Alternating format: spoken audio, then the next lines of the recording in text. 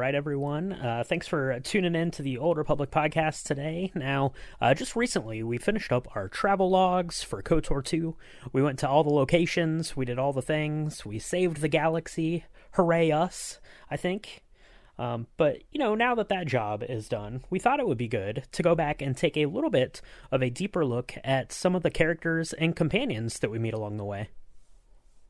Yeah, so I don't know what we'll call this, like KOTOR 2 character arcs or something, because we'll discuss two characters if we're able to. I think it's a good way to kind of keep it, maybe not like overwhelm people, but we cover all the characters, because there's a lot of characters in KOTOR 2. That's right. Yeah, we went through all of the KOTOR 1 characters and did kind of a similar sort of thing. Talked a little bit about their background and a little bit about the story that they went on within KOTOR 1. But we did that all in one lump episode. It was real long, but it was fun to go back and kind of look at the characters, because obviously you're going through Knights of the Old Republic, you're talking about the player character Revan. You go through Knights of the Old Republic 2, you're talking about the player character Meetra Surik. So you get a lot of their stories and kind of how that works within the universe of KOTOR 1, KOTOR 2. So it's fun to go back and look at the characters, the companions, the people that are traveling with this main character, because every character and every story is going on their own character journey, whether they're the main character of the story or not. So I think that it's fun and it's a good exercise to go back and try to pick up on some of the story beats and what's important, the motivations and that sort of thing. Yeah, they reveal more about the main character of KOTOR 1 and 2, and reveal more about the galaxy at that time, and some of them are just really fun, so we thought it'd be good to talk about them. Absolutely. And first up here on our companion journey showcase is a character that we talked about back in KOTOR 1, because this is a returning character, probably the most important character in the whole galaxy, but that is none other than the best utility droid in the entire galaxy, T3-M4. Yeah, he's also called T3 for short, and maybe this sequence will be called Tea Time with T3.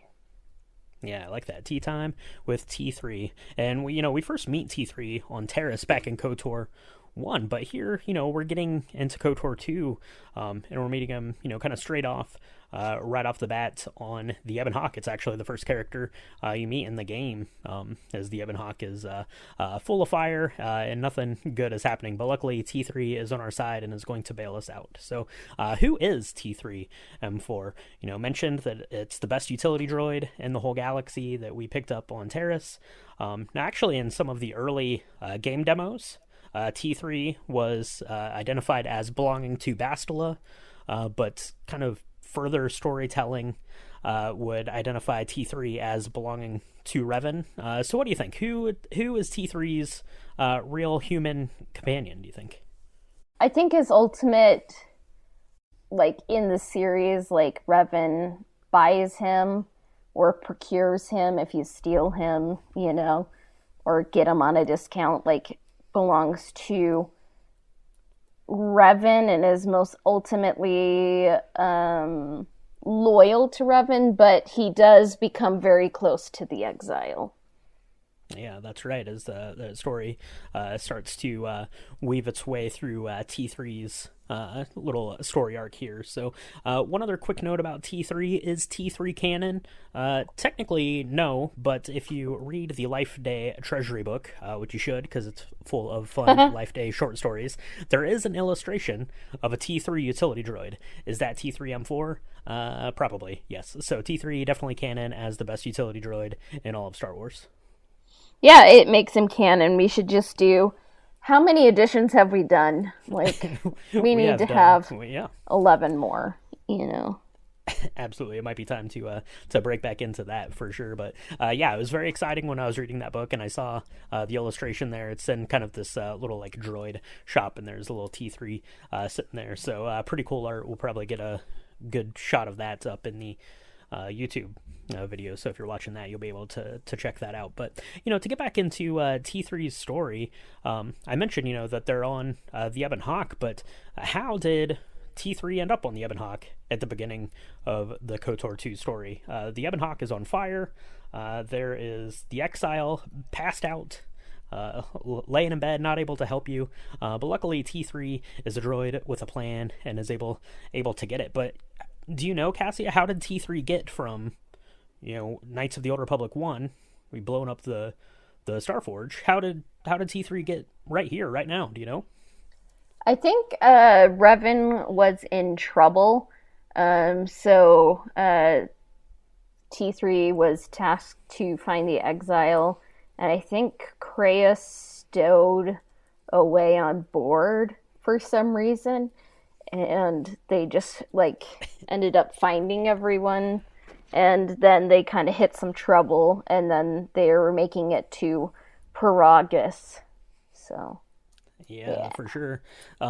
Yeah, absolutely. So T3, was traveling with Revan in the wild space regions. And if you read the Revan novel, which we've talked about here on the podcast before, Revan gets taken, gets captured, and T3 is left there, abandoned with a broken down Ebon Hawk ship to fix. So T3 gets it fixed up.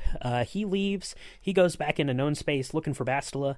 Can't find Bastila. So T3 thinks to himself, Revan had this pal by the name of Meetra Surik. Maybe she could be the one to help. Maybe that's who I need to go find.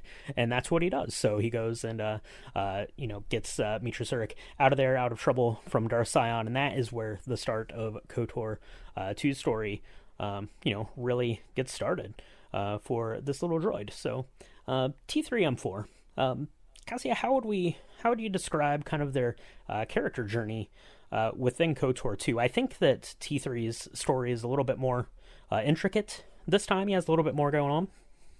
Yeah, in the first one, he's kind of just like an R2-D2 stand-in, and he kind of just gets you off of Terrace and will make spikes, but he doesn't really do anything. But in this one, he kind of holds some memories of Revan. He has a mission, kind of behind the scenes. And I mean, he's still an astromech droid, but you kind of get more of a sense of his mischievousness, and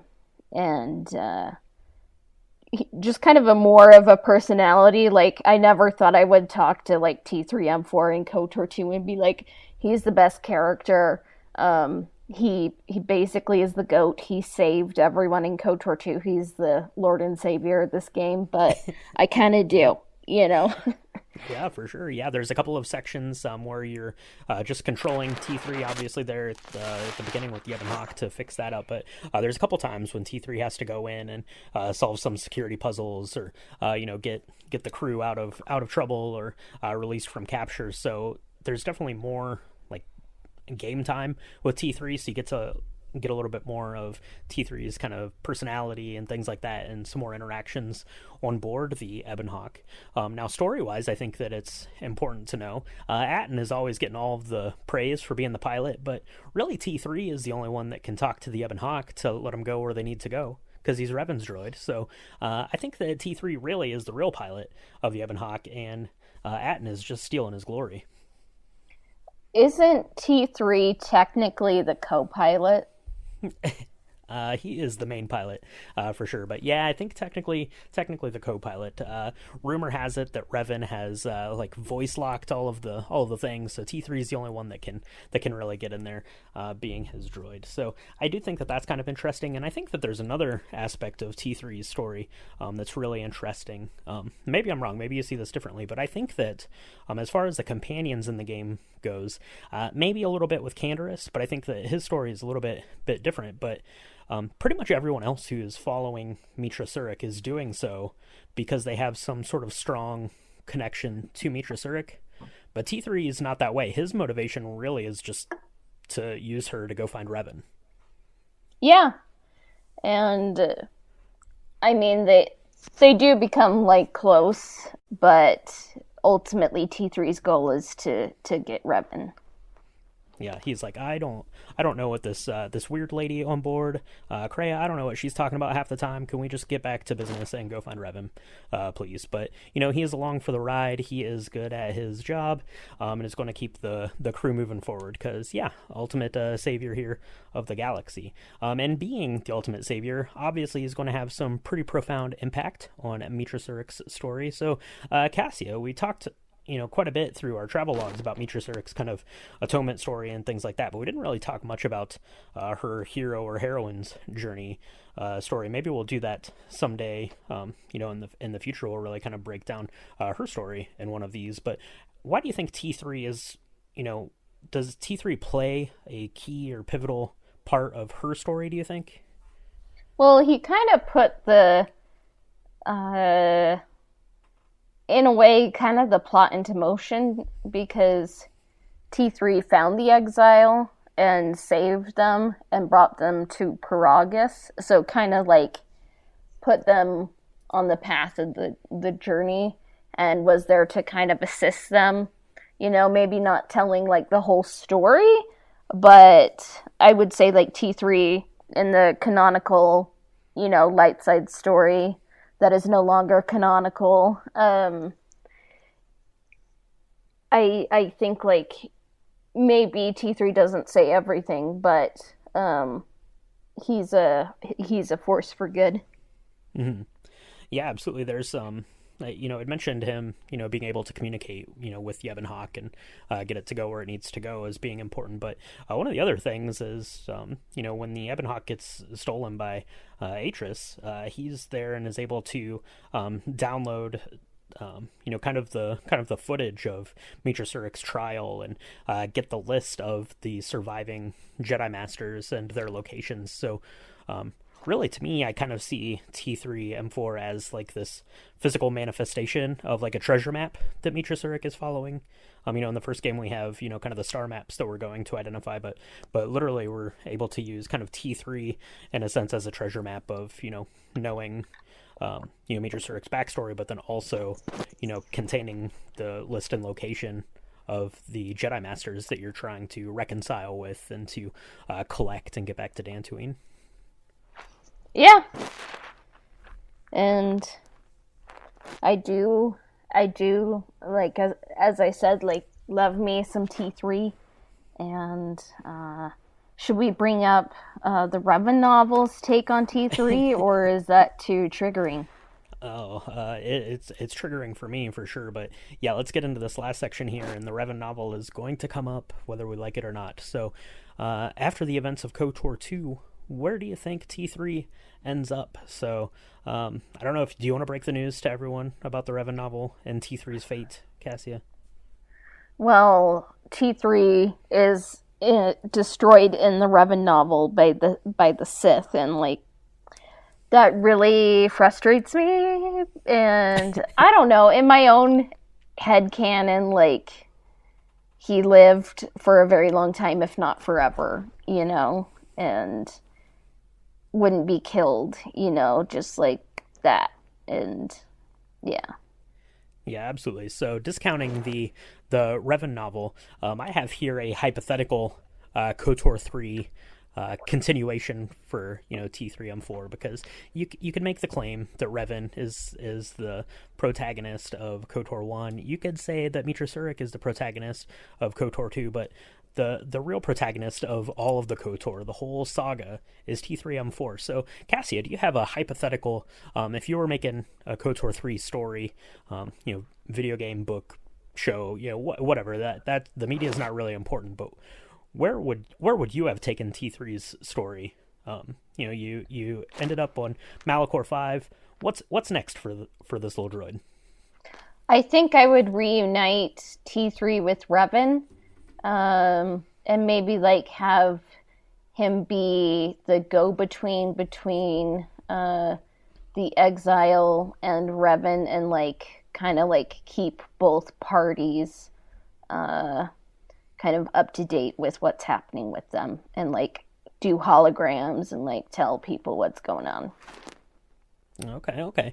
Yeah, I definitely kind of like that. That's what I had here kind of in my own notes, is that now that Meetra has kind of fulfilled her, kind of part of the story. It's really T3's turn to go and track down Revan. So together, I think that they go off, and maybe they don't even ultimately meet up with Revan, or they do, or you can still kind of play into his prison story, I guess, that goes into the KOTOR world if you want. But I think that they go through, and this is a good way then to tie back in some characters from KOTOR 1 and fully, developing the story as to one sort of cohesive thing. I'd mentioned T3 was not able to find Baslo, which is why he went in search of Meetra Surik kind of in the first place. So maybe that is the ultimate goal, is to figure out where she has been, because presumably she's been looking for Revan this whole time that we've been, off dealing with Kreia and Sion and Nihilus. So, maybe T3 knows where Jolie is, or maybe he knows where Big Z and Mission are, and maybe you go and talk to them, and now it's now instead of looking for a Starforge or making your way back to Malachor, maybe now it's collecting all of the pieces, Avengers Assemble style, to go find Revan. Yeah, and it would be cool to see some more characters from KOTOR 1 and see them interact with KOTOR 2 characters in a proposed KOTOR 3 that didn't happen. But now I'm making myself sad. It happened in our hearts, dang it. So that's right. Yeah, for sure. But yeah, so there's a lot of really interesting things about T3, and you don't think of the droid as having a particularly strong character arc, but I think that there's a lot of stuff going on, especially considering that T3 is a carryover character from KOTOR 1. So a lot of really kind of neat stuff there, I think, in terms of that character arc. So yeah. So that's what we wish for, But what do you think about T3? Is he one of your favorite characters from KOTOR 1? KOTOR 2, what do you think of his role in the KOTOR journeys? Let us know. Yeah, absolutely. So that's going to take care of T3 for us. Thanks for checking out this KOTOR 2 companion compendium, Tea Time with T3. I guess, what should we call this next section about Atton Rand? Like atonement time with Atton? Atonement time, Pazak hour with Atton Rand, maybe. Yeah. I don't know, but yeah, Atton needs something to to title himself, because I feel like Atton would have a catchy title for himself for sure. Cassia. So, who is Atton Rand? So Atton Rand, we're not sure if that's even his real name. He has the nickname Jack with a Q. And the fun fact about the name Atton Rand, that was maybe going to be a name in Jedi Knight, Jedi Apprentice for the protagonist, but it ended up being used here, and Atton is voiced by Nicky Cat, who, if you've ever seen Secondhand Lions, he appears in that, and I was like, this is so cool as a kid, and I was like, he's in Star Wars, and now he's in this movie. He looks just like him, Yeah, so. That's right. Yeah, Atton is a character with a bit of mystery surrounding him. Like you said, it's got that nickname, which probably ties back into kind of some of the smuggling that Atton did. But apparently, Atton is from Alderaan.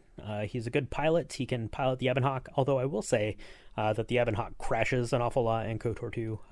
Whether that's Atton's fault or not. I'm not one to judge there. I can't pilot the Ebon Hawk myself. But what else do we know about Atton? Atton was one of the lost Jedi, turned into a Jedi hunter, which is bad news, because Jedi hunters were tracking down the Jedi. They were doing all sorts of bad things to the Jedi. And then one day, one of these Jedi that Atton had captured said, "You know what? You're Force sensitive too. So one day they're just going to hunt you, like you've been hunting all of us." So Atton is a survivor. So Atton says, "No, that's good thinking. I'm going to get out of here. I'm going to go to Nar Shaddaa. I'm going to play Pazak and do some smuggling there on the Smuggler's Moon." Yeah, I think I've kind of had maybe a full circle journey for Atton, like maybe I wouldn't want to hang out with him, but I've come to understand and appreciate his character. You know, Mm-hmm. um, he's just kind of like looking at his entry in Wikipedia. Like since he was like 5 years old, he's kind of just been like running from disaster to disaster, and he followed Revan into the Mandalorian Wars because Revan was just so charismatic, you know, and then like when Revan turned to the dark side, like Atton's like I'd follow him anywhere, you know, and he trained in like econ combat methods and would turn hunt Jedi and try to like torture them into being Sith, and like I'm like, oh, kind of scary, but then like you said, when he met that Jedi, he's like, I'm gonna run away and pretend this never happened, and just kind of like uh he kind of became a little bit of like a Han Solo wannabe, maybe. Mm-hmm. And but eventually he is imprisoned on Paragus, and then he runs into the exile, and kind of like the circumstances being what they were, like he kind of hits on her and she's like okay, Yeah. not really that interested, but they escape, and then they kind of go on their quest, and you kind of learn more about him. And what do we kind of learn about him? Yeah, absolutely. So we kind of learn throughout the story that, kind of in that time in Nar Shaddaa, maybe Atton, obviously he was doing some smuggling, so he wasn't running in the best of crowds anyway. But eventually gets sort of chased out of Nar Shaddaa and ends up on Paragus, where he's in jail for some sort of security violation. I don't know the whole story with that, but yeah, ends up going on this. Travels with Meetra Surik. So, kind of getting into Atton's, kind of journey, his story arc a little bit. To me, I think that Atton's journey is really like a journey, kind of identity of self-identity and self-reflection.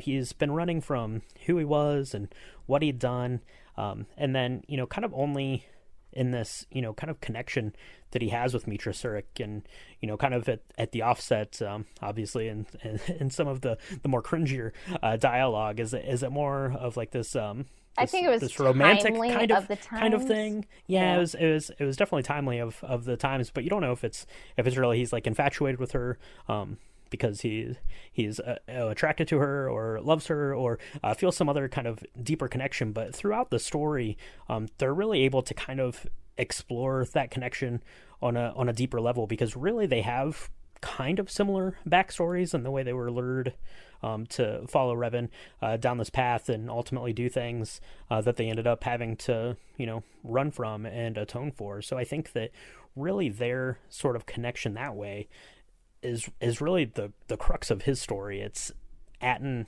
trying to learn who he is throughout the story. Very similar to the way Meetra is spending the story trying to learn who she is.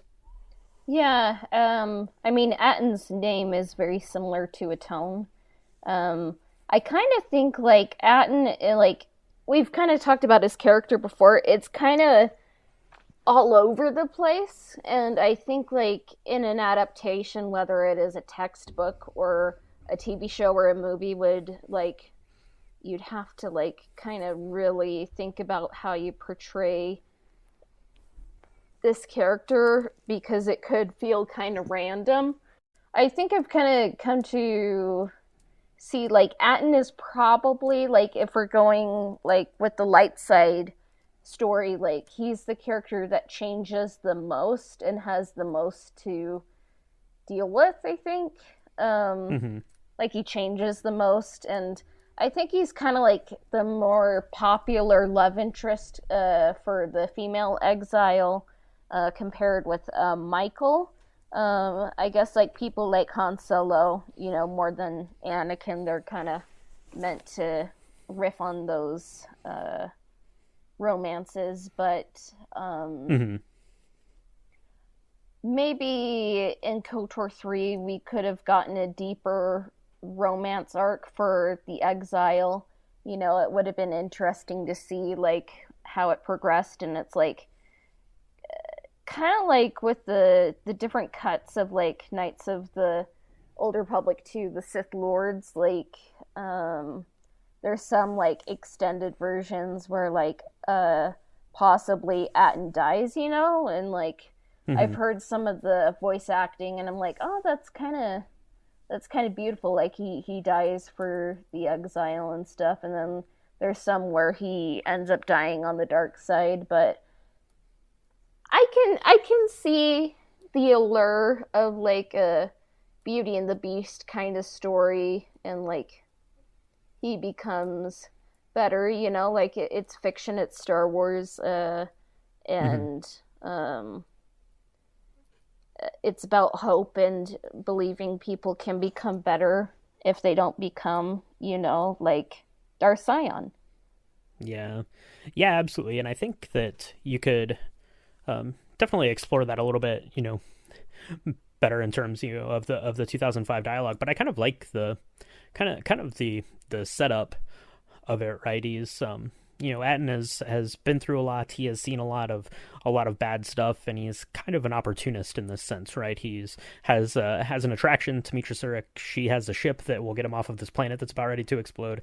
That seems pretty good to Atton, so he can kind of go along on this ride, very akin to you know, Han Solo as a character that we think he was probably, you know, at least loosely based off of there, and kind of, you know, Han Solo's first sort of feelings and premonitions towards Princess Leia, right? You know, he had an attraction to her. She had a lot of money. That sounded okay, so he might as well go along on that ride there. So, but yeah, and I think then ultimately you could lead that into a really kind of deep and meaningful relationship, and you do get some kind of hints of that here. So, you know, in looking at Meetra Surik's kind of own hero or heroine's journey, I think that Atton plays kind of a really important part of her story. I think he kind of represents this opportunity for her to reach out, to teach, to mentor Jedi, you know, to hopefully one day carry on the Order, which is, you know, basically what she abandoned doing when she was in the Jedi Order, right? She was a Jedi. She was tasked with, you know, being a mentor, teaching the next generation of Jedi, and turned her back on that to go off with Revan. So really, it's Atton represents for her, I think, you know, an opportunity to sort of repair that bridge that she burnt all those years ago, going off to war with Revan, you know, and sort of this kind of reluctant mentor-mentee kind of relationship. I mean, with the male exile, I kind of see Atton as like a little bit of a Lancelot, kind of like a Han Solo to like a Luke figure, or King Arthur, you know. But with the female exile, I think you kind of see a little bit more of Atton's character arc, and there's like a potential for like a transformation, like through friendship and attraction, I think. And I think like, what is the light side ending for Atton? Isn't it like he becomes like a member of the council or something? Yes. Yeah, so yeah, according to legend here, light side ending, yeah, Atton goes back to help rebuild the Jedi Order. And you know, in terms of, you know, the story that's playing out after the events of KOTOR 2, I think I'm okay with that ending. I think that is perfectly plausible. He's been able to kind of reconnect with that part of his story, you know, and kind of this interaction with Meetra Surik. And, you know, I'd mentioned, you know, it's very parallel to kind of her atonement story, his own atonement story. And I think that ultimately, yeah, I could see that is where he would end back up, because I think for me, of all the characters, you know, I just mentioned it a second ago, but I think Atton probably goes through the most character growth of any of the other companions that we meet in the game. Yeah, and I mean, I have to mention, like, wasn't Atton like voted like most fashionable in our Terrace Fashion Week? Oh yeah, he might have been. He has some good looks for sure. You know, that roguish It's the smuggling best, man. pirate. It's good, Yeah. yeah. But it's a nice vest though. So Yeah. And like I don't know, like if I had to compare vests, like even compared to like the Han Solo himself, I'm like that's a better vest. Like it's ribbed and like mm-hmm. it's leather and like it looks like it provides some protection, you know. I'm like, "Oh no, like I'm going for the vest, you know?" Like Go. so. That's right. Going for the vest. There's a pocket just for Pazak cards in there all Ooh. the time. Yeah. Atton is a sharp dressed gentleman for sure. But yeah, that's kind of the light side. And I think we got a question um, on the Discord server about kind of relating to that, right? The nerd TM on Discord asks, what do we think about kind of the character development of Atton? Given at the end of the events, whether he lives and carries on or dies. The short answer of that is your character development ends when you die. But Yeah. but not always in Star Wars. You can come back. Maybe Atton is a Force ghost. Then later on, I don't know. But what do you think about that? Kind of joking aside, what do you think? Um, kind of the ramifications of Atton's either living and carrying on, or kind of the I don't know, kind of the what his death, Um I guess, would mean to the story. I think his death was handled well in some of the different cuts of the Sith Lords. Um, I think they handled it with gravitas and gave him his time to shine. Um, I could understand that being a good end for the character, but part of me is kind of just like sick of like, oh, they did something wrong and then they died to atone for it. Death equals atonement, you know. I'm kind of more for Mm-hmm. the living atonement kind of stories, you know, and it's like why not see like kind of like like Saul turned to Paul, you know, we get Atton turn into, I don't know, maybe Patton or something, or Satin, I don't know. And like he's on the council, you Yep. know, and kind of helps the order grow. And it's like he was like a hunter, you know, like the worst of the worst, and then it could become better. It's hard because KOTOR 3 is an enigma and the story's kind of unfinished, so I'm not really married to either ending, you Mm-hmm. know? Maybe that can be for a future historian to decide, you know, in this textbook, you know, what the case is, what's canon. So, Yeah.